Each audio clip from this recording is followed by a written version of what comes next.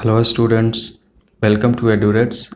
I am Jawhar and today we are going to start chapter 2 of class 9 Is matter around us pure। आज हम chapter 2 class 9 का करने वाले हैं Is matter around us pure।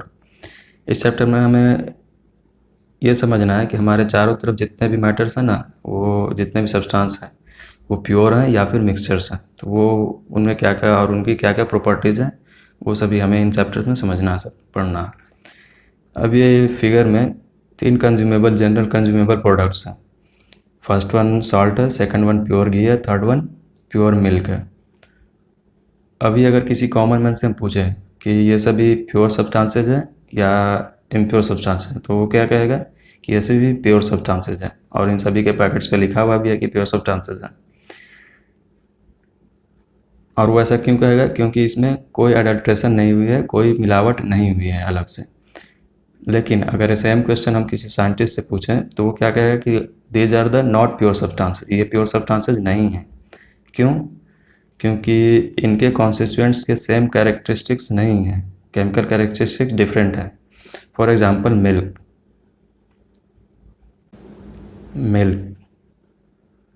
Milk में minerals भी हैं, प्रोटीन्स भी हैं, फैट्स भी हैं, तो इन सभी की केमिकल कैरेक्टरिस्टिक्स क्या है? डिफरेंट है। So because of this reason this is not a pure substance, ये प्योर सब्सटेंस नहीं है। तो प्योर सब्सटेंस की डेफिनेशन क्या होगी? Pure substance if all the constituent particles of that substance are the same in their chemical nature then that is called as a pure substance। अगर किसी substance के particles की केमिकल नेचर सेम है ना, तभी हम उस सब्सटेंस को क्या कहेंगे? Pure substance. In other words we can also say that कि it consist of a single type of particle only. Pure substance में क्या होगी? एक single type of particles only होगी। Now come to matter all of you know, सभी को पता है कि मैटर सॉलिड, लिक्विड और गैस तीनों फेज में एग्जिस्ट करती है। तो मैटर को हम दो पार्ट्स में, दो कैटेगरीज में क्लासिफाई कर सकते हैं। First one pure substance and second one mixture. तो pure substance is that substance which constituents having same chemical nature, उसे क्या कहेंगे? Pure substance. प्योर सब्सटेंसेस को हम क्लासिफाई कर सकते हैं एलिमेंट्स और कंपाउंड्स में।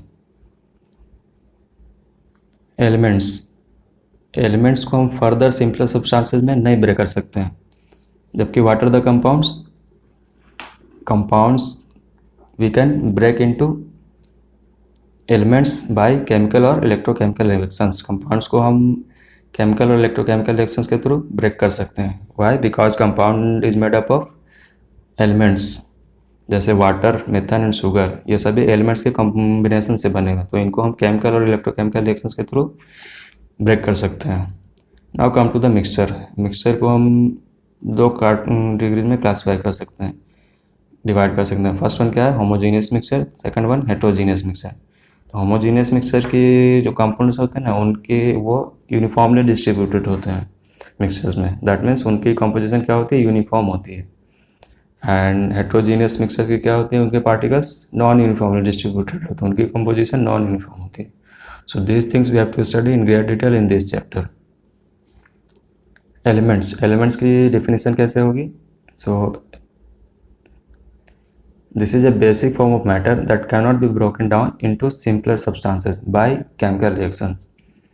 तो ये सब्सटेंस की सबसे बेसिक फॉर्म है जिसको कि केमिकल रिएक्शंस के थ्रू ब्रेक नहीं कर सकते हैं। अभी जितने भी एलिमेंट्स हैं ना, उनमें majority of the elements they exist in the solid phase. वो सभी किस फेज में होते हैं? सॉलिड फेज में।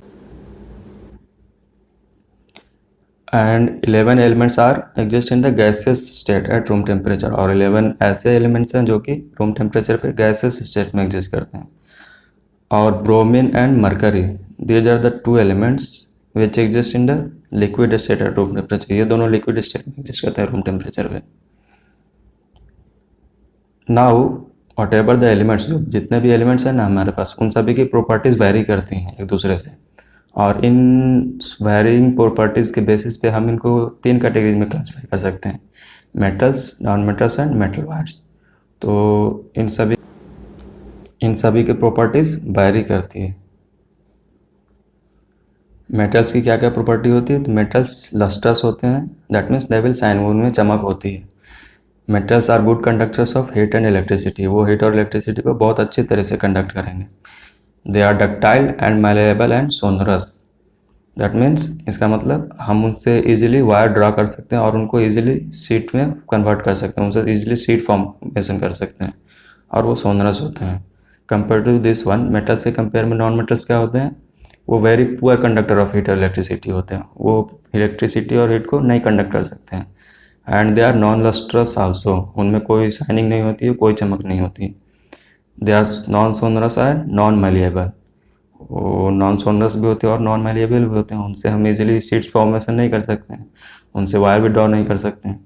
Now compare to this two metal wires, metal wires क्या होते हैं, इनकी प्रॉपर्टी कैसी होती है? तो इनकी property metals and non metals के इंटरमीडिएट में होती है, सो दैट्स वाई इसीलिए इसका नाम मेटल वायर्स है। अब इसके कुछ एग्जांपल्स है, बोरॉन्स, इलियम एंड जर्मेनियम, ये सभी मेटल वायर्स के एग्जांपल्स हैं। एंड मेटल्स के एग्जांपल्स गोल्ड एंड सिल्वर है, कॉपर। नॉन मेटल्स में एग्जांपल्स होंगे हाइड्रोजन, ऑक्सीजन एंड कार्बन, ये सभी नॉन मेटल्स हैं। Now come to the definition of compound. Compound किसे कहेंगे? So a compound is a substance composed of two or more elements chemically combined with one another in a fixed proportion. So compound वो substance है ना जिसमें दो या दो से ज़्यादा एलिमेंट्स केमिकली कंबाइंड होते हैं एक फिक्स्ड प्रोपोर्शन में, तभी कंपाउंड का फॉर्मेशन होता है। जैसे वाटर हो, H2O, methane, salt. So all of this three, ये तीनों कंपाउंड क्या है? दो एलिमेंट्स के कॉम्बिनेशन से बने हैं। अभी कंपाउंड्स की जो प्रॉपर्टी होती है ना फाइनल, वो क्या होती है? उनके कंबाइनिंग एलिमेंट से बिल्कुल डिफरेंट होती हैं। और कंपोजिशन इनकी क्या होती है कंपाउंड्स की? Throughout the whole compound that will same composition, उनका सेम कंपोजिशन होगा, सेम प्रॉपर्टी होगा पूरे कंपाउंड के बिल्कुल। Okay, so if they having the same physical property ना, throughout that property will be the same. Okay, अब देखते हैं मिक्सचर्स ऑफ कंपाउंड में क्या डिफरेंसेस हैं। So first one, in mixture element or compound just mix together to form a mixture and no new compound is formed। Mixture में क्या होता है कि एलिमेंट्स या कंपाउंड एक साथ मिक्स हो जाते हैं मिक्सचर को फॉर्मेशन करने के लिए, इसमें कोई नया कंपाउंड नहीं फॉर्म होता। जबकि कंपाउंड में क्या होगा? Elements will react to form a new compound, exactly new compound का फॉर्मेशन होगा, इसमें न्यू प्रोडक्ट का फॉर्मेशन होगा। And elements they take part into this one, elements इसमें पार्ट लेते हैं न्यू कंपाउंड का फॉर्मेशन के लिए, न्यू प्रोडक्ट का formation. Second difference is what? A mixture has a variable composition, mixture की कंपोजिशन वेरी करती है, वो फिक्स नहीं होती है।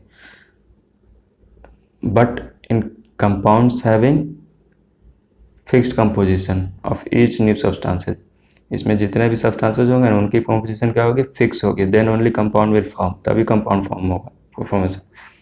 Third one, a mixture shows the properties of the constituent substances, mixture में जितने भी कॉन्स्टिट्यूएंट्स मिक्स हुए हुए हैं ना, तो कंप्लीट मिक्सचर उसकी प्रॉपर्टी शो करेगी। But in compounds what ever the new substance has form that will be totally different properties, इसमें जो भी न्यू कंपाउंड का फॉर्मेशन हुआ है ना, वो उसके कंबाइनिंग एलिमेंट से प्रॉपर्टी क्या होगी? उसकी बिल्कुल डिफरेंट होगी, बिल्कुल अलग होगी। Fourth one, the constituents can be separated Fairlie easily by physical methods. अभी हम मिक्सचर के कंपोनेंट्स को हम फिजिकल मेथड्स के थ्रू आसानी से अलग कर सकते हैं, but constituents can be separated only by chemical और इलेक्ट्रोकेमिकल रिएक्शंस। अगर हमें कंपाउंड्स के कॉन्स्टिट्यूएंट को सेपरेट करना हो ना, तो हम इन्हें फिजिकल मेथड्स के थ्रू नहीं सेपरेट कर सकते हैं।